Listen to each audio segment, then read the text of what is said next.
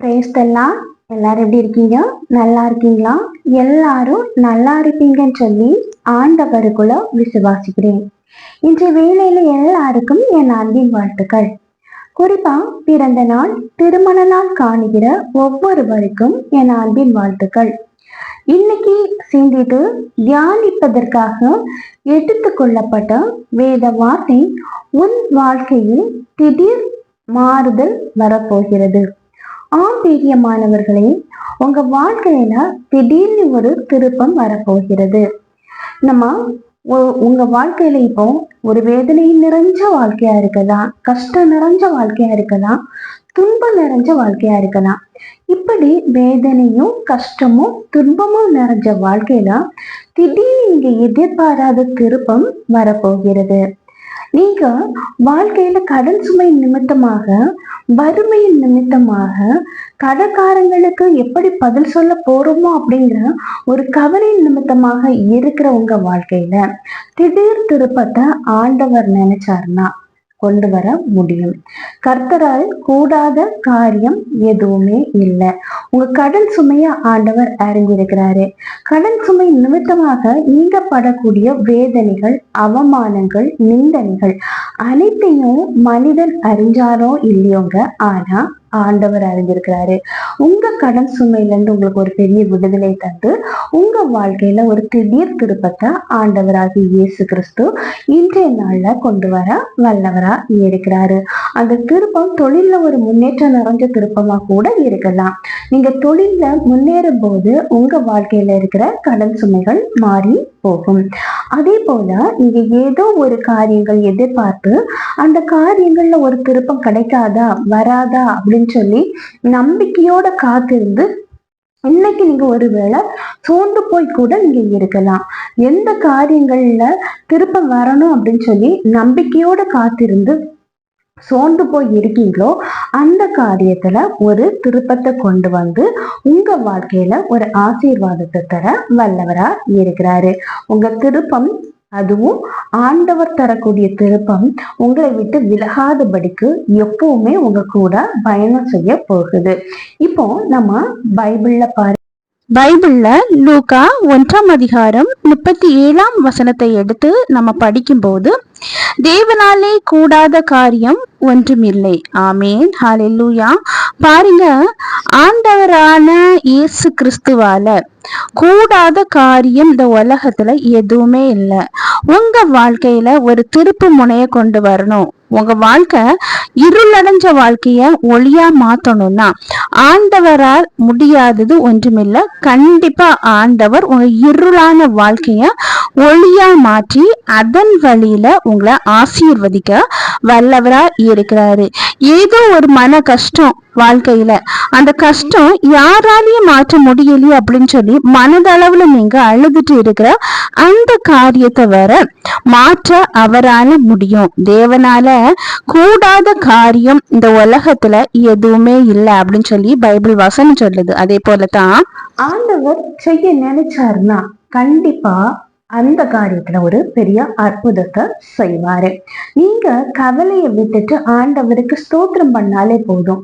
ஸ்தோத்திரத்துல ஆண்டவருக்கு அவ்வளவு பிரியமானவர்களே, ஆண்டவரை மகிமைப்படுத்தும் போது உங்களை சூழ்ந்திருக்கிற உங்க வறுமை நீங்கி, உங்க இருள் நீங்கி ஒரு பிரகாசமான ஒரு வாழ்க்கை உங்களுக்கு அமையும். இப்போ ஒரு அழகான பைபிள் நிகழ்வை பார்க்கலாமா? பாருங்க, எலிசபெத் குழந்தை செல்வம் இல்லாம வெகு காலமா ஆண்டவர் சமூகத்துல பிரேயர் பண்ணிட்டு இருந்தாங்க. ஆனா ஆண்டவர் எலிசபெத்துக்கு வயதான பிறகு, அதாவது ஆண்டவர் செய்ய நினைக்கிற காரியங்களை மனிதன் தடை பண்ண முடியாது. ஆமீன், ஹல்லேலூயா. எலிசபெத்துக்கு கற்பத்தின் கனிய வயதான பிறகு கொடுக்கணும் அப்படின்னு சொல்லி ஆண்டவர் சித்தம் கொண்டாரு. எல்லாரும் நினைச்சிருப்பாங்க எலிசபெத்துக்கு இவ்வளவு வயசாயிடுச்சு, இனி குழந்தை பிறக்காது அப்படின்னு சொல்லி. ஆனா ஆண்டவர் அந்த மனிதனுடைய நினைவுகளுக்கு அப்பாற்பட்ட ஒரு அதிசயத்தை செய்தாரு. எலிசபெத்துக்கு அழகான ஒரு கற்பத்தின் கனியை கொடுக்கிறாரு. பாருங்க, வாழ்க்கையில ஆண்டவர் எப்போ யாருக்கு எதை கொடுக்கணும் அப்படின்னு சொல்லி சித்தமா இருக்கிறாரோ அப்போ அத ஆண்டவர் அவங்களுக்கு கொடுப்பாரு. அதனால நம்ம வாழ்க்கையில ஒரு அற்புதம் நடக்கணும் அப்படின்னு நினைச்சீங்கன்னா, உங்க வாழ்க்கையில ஒரு திருப்பம் வரணும்னா அது யாருக்கு கையில இருக்கு? ஆண்டவராகிய இயேசு கிறிஸ்துவோட கையில இருக்கு. கண்டிப்பா ஆண்டவர் உங்க வாழ்க்கையில ஒரு திருப்பு அவனைய கொண்டு வருவாரு. ஒரு அழகான நிகழ்வு என்ன அப்படின்னா, ஒரு விளக்கு எரிஞ்சுக்கிட்டே இருக்கு. அந்த விளக்குல இருக்கிற எண்ணெய் காலியாக போகுது. அப்ப அதை சூழ்ந்து இருக்கிற அத்தனை பேரும் இந்த விளக்கு அணைய போகுது அப்படின்னு சொல்லி யோசிச்சுட்டு இருப்பாங்க. ஆனா அந்த நேரம் பெருங்காற்று வந்து அணையலைங்க. எண்ணெய் பழையபடியும் ஊற்றக்கூடிய ஒரு கரம் வருது. இது எதுக்கு எக்ஸாம்பிளா சொல்றேன் தெரியுமா? உங்க வாழ்க்கையில என்ன தீந்து போய் அணையிற சூழ்நிலையில எப்படி விளக்கு எண்ணெயில நின்று எரிஞ்சு அந்த எண்ணெய் தீந்து அணையிற சூழ்நிலையில இருந்து அணைந்து போகும் அப்படின்னு சொல்லி எல்லாரும் எதிர்பார்த்துட்டு இருந்தாங்களோ, அப்பமும் அந்த அவங்க மனிதனுடைய எதிர்பார்ப்பை மிஞ்சி ஆண்டவருடைய கரம் அந்த விளக்க பழையபடியும் எரிய வைக்கிறதுக்கு ஒரு உதவியான எண்ணெய் பழையபடியும் ஒரு கரம் கொண்டு ஊற்றியது.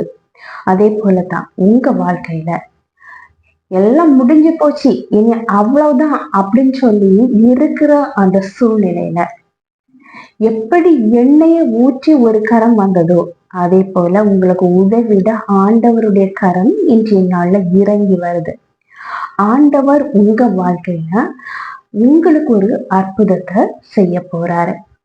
அதே போலதான் ஒரு விதை, அந்த விதை பூமிக்கு அடியில என்ன பண்ணிருக்காங்க, புதைச்சு வச்சிருக்குன்னு வைங்க.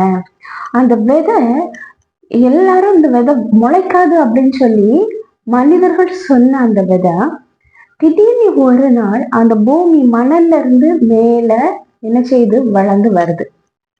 இது மனிதனுடைய பார்வைக்கு அதாவது முளைக்காத விதை, ஆனா ஆண்டவருடைய பார்வைக்கு முளைக்கிற விதை.